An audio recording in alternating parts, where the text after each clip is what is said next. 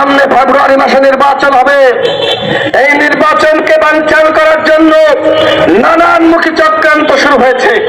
প্রথম আলো এবং ডেইলি স্টার বাংলাদেশের দুটি স্বনামধন্য গণমাধ্যম। এই পত্রিকা অফিসে কারা হামলা করলো?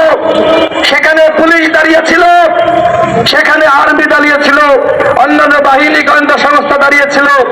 আমি একজন ঊর্ধ্বতন ব্যক্তির সাথে কথা বললাম, তিনি আমাকে বললেন যে প্রথম আলো এবং ডেইলি স্টারের কার্যালয়ে হামলা হতে পারে, সেটা আমরা সরকারকে জানিয়েছিলাম।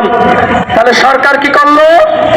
সরকারের মধ্যে একটা গ্রুপ আছে যারা মব সৃষ্টি করে এবং যারা এই মব কালচারকে রক্ষা করে।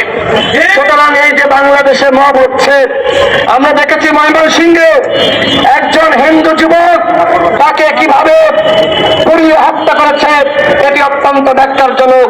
যারা এই কাজগুলো করছে তাদের বিরুদ্ধে সরকারকে ব্যবস্থা নিতে হবে। গণ অভ্যুত্থানের পরে এই মববাজি চলতে পারে না।